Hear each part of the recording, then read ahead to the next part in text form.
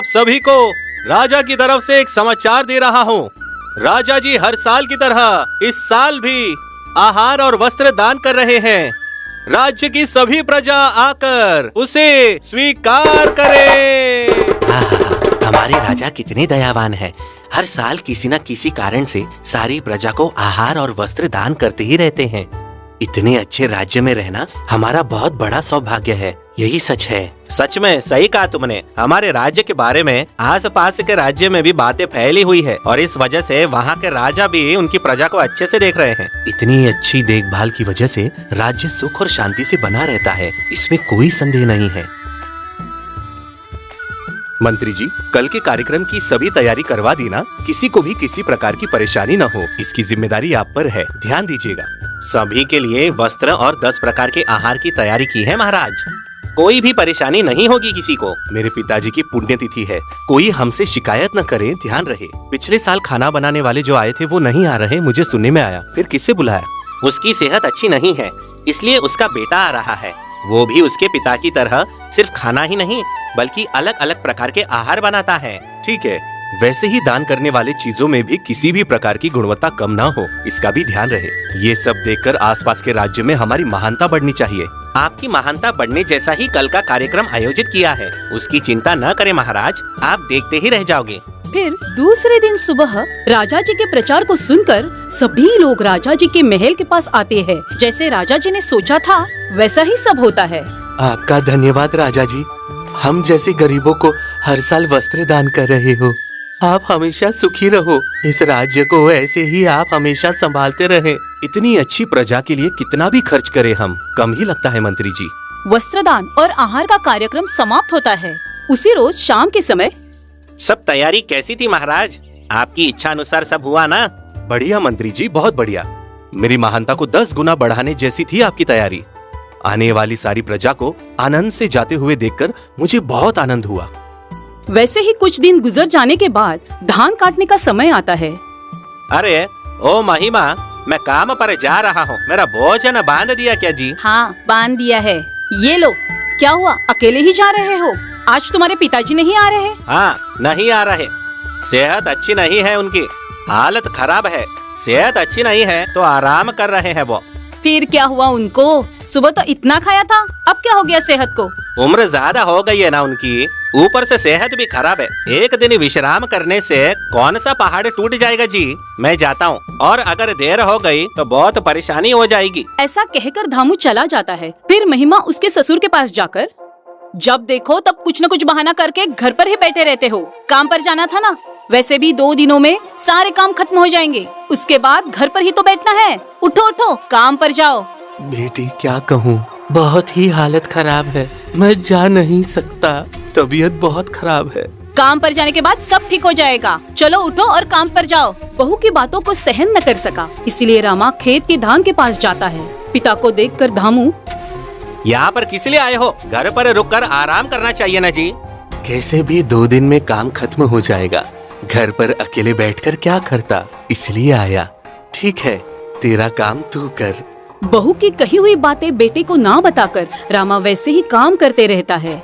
फिर कुछ दिनों के बाद राजा दरबार में सभा का आयोजन करता है। राजा जी की जय हो, राज्य गुरुजी पधार रहे हैं। गुरुजी को प्रणाम मेरा। आप यहाँ आए हो इसलिए मुझे बहुत आनंद है। आप इधर ही 4 दिन रहकर हमारे स्वागत को स्वीकार करें, यही मेरी इच्छा है। महाराज, मेरे पास इतना समय नहीं है, मैं काशी जा रहा हूँ। जाते जाते सोचा आपसे एक बार मिल लूं, इसलिए आया। मैं भी बहुत दिनों से काशी जाने की सोच रहा था।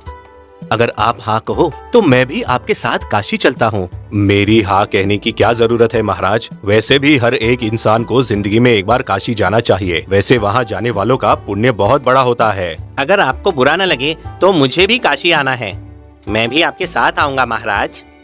तब सभी लोग हम भी आएंगे ऐसा कहने लगे।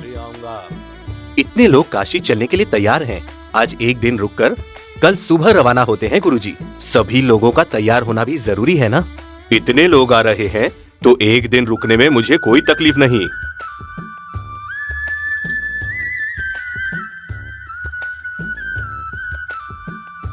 रामा, क्या हुआ? दुखी लग रहे हो? क्यों? फिर तुम्हारी बहू ने कोई बदतमीजी की क्या? उसके साथ क्यों रहते हो? मेरे घर आ जाओ। मुझे माता पिता नहीं है, शादी वादी मैंने की नहीं। हम दोनों साथ मिलकर रहेंगे, चलो मेरे साथ। क्या बताऊं करण, काम कर कर आओ तो भी कुछ ना कुछ कहती थी। अब तो बहुत दुख दे रही है। अब तो काम भी नहीं है। अगर तेरे पास आया तो कल तेरी शादी होने के बाद तेरी पत्नी भी मुझे ऐसे ही करेगी। तो मैं क्या करूँगा? मुझे कौन सहारा देगा उस वक्त, बता तो। मुझे शादी करने का कोई ख्याल नहीं। वैसे भी धामू को सब पता है, तो भी क्यों चुप रहता है? उसको 2-4 लगाया तो सीधी हो जाएगी। वैसे ये सारी बातें मैं धामू से नहीं करता हूँ। कहूँगा तो कितना दुख होगा, बस इस बात का डर है। और कितने दिन हैं? 4 दिन रहूंगा तो मैं गुजर जाऊंगा, बस इतना ही। बस उसकी खुशी चाहता हूँ। क्या ये सब बातें तू धामू को नहीं बताता? चल ठीक है, आज राजा के सभा में सभी ने काशी जाने का निर्णय लिया है। कोई भी आ सकता है, राजा ने कहा है। वापस आने के लिए 1 महीना लगेगा कहा। तू भी जाकर आ, 1 महीना तो शांति से रहेगा। जा सकता हूँ, लेकिन 1 महीना मुश्किल है। अगर मेरे साथ कोई रहे तो जा सकता हूँ, वो नहीं होगा। छोड़, जाने दे। तेरे साथ कोई रहना चाहिए, बस उतना ही है ना। मैं आता हूँ, दोनों मिलकर जाएंगे। कल दोपहर में रवाना होना है, तैयार रहना। फिर ये दोनों राजा के परिवार के साथ काशी जाने लगते हैं। फिर 4 दिन यात्रा करने के बाद सभी लोग एक बगीचे में विश्राम करते हैं। महाराज, क्या आपने एक बात का अवलोकन किया? पूरे दिन इतनी धूप के होते हुए भी हम सभी लोग छाव में ही चल रहे हैं। कोई तो एक हम में पुण्य करने वाला है। उसी की तरह से ये बादल हमारे ऊपर छाव बनकर चल रहे हैं। क्या आपने देखा? हाँ जी गुरुजी, हम सुबह से छाव में ही चल रहे हैं, लेकिन ऊपर एक बादल हमारे साथ आ रहा है। वो अवलोकन नहीं किया। कौन है वो पुण्य करने वाला? इधर बस एक ही पुण्य करने वाला है, वो आप ही है महाराज। आप जो दान धर्म कर रहे हैं वही उसका कारण है। काशी जाने वाले हम सभी के लिए भोजन की व्यवस्था करना, रात में सोते समय विश्राम के लिए भी व्यवस्था करना, इतने बड़े पुण्य करने वाले आप ही तो हो महाराज, और किसी की जरूरत ही नहीं। क्या सच में ये बादल मेरे पुण्य करने की वजह से हमारे साथ यात्रा कर रहे हैं? आपका क्या कहना है गुरुजी? इसमें मैं क्या कहूँ महाराज। इधर जो कोई भी है वो उस पेड़ के पास जाएगा तो वो बादल उसके साथ ही चलेंगे, तो वही पुण्य करने वाला होगा। हम सब देखेंगे उसे। गुरुजी, काशी जाने की योजना आपकी थी। इतने लोगों को काशी ले जाने का अवसर भी आप ही ने मुझे दिया। इधर जो भी है उन सब में आप ही श्रेष्ठ हैं। आप ही पहले उस पेड़ के पास जाइएगा। वो कौन है उसे सिर्फ भगवान ही दिखा सकता है। ठीक है महाराज, मैं पहले उस पेड़ के पास जाता हूँ। तभी गुरुजी चलते हुए पेड़ के पास चले जाते हैं, लेकिन बादल गुरुजी के साथ नहीं आते, वो उधर ही रहते हैं। महाराज, मैंने कहा ना, वो पुण्य करने वाले आप ही हो। अब विश्वास हो गया ना? इस बात का लोगों को पता चलना है तो मुझे ही आखिर में आना होगा। तुम सभी लोगों को उस तरफ जाने के लिए कहो, फिर मैं वहाँ चला आऊंगा। मेरी महानता के बारे में वहाँ सभी लोगों को पता चलना चाहिए, समझे मंत्री जी? आपने सही कहा महाराज। पहले मैं जाता हूँ, फिर सभी लोगों को आने कहता हूँ। आप आखिर में आ जाना।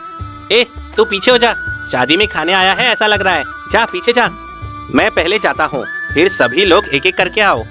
तभी मंत्री उस तरफ जाते हैं, लेकिन बादल हिले बगैर वहीं पर रहता है। तभी राजा वो सब देखकर हंसते हुए बाकी के लोगों को जाने के लिए कहता है। एक एक करके सभी लोग उस तरफ चले जाते हैं, सिर्फ रामा और राजा को छोड़कर, और बादल वही का वही रहता है।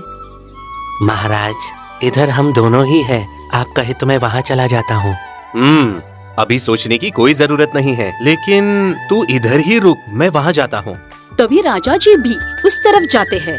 आखिर तक जाने के बाद भी बादल उधर ही रहता है। ये सब देखकर सबको आश्चर्य होता है।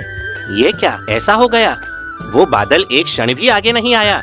मतलब गुरुजी ने जो कहा वो गलत है। इधर आपसे बड़ा पुण्य करने वाला कौन है महाराज? यूं ही गुरुजी पर शक मत करो।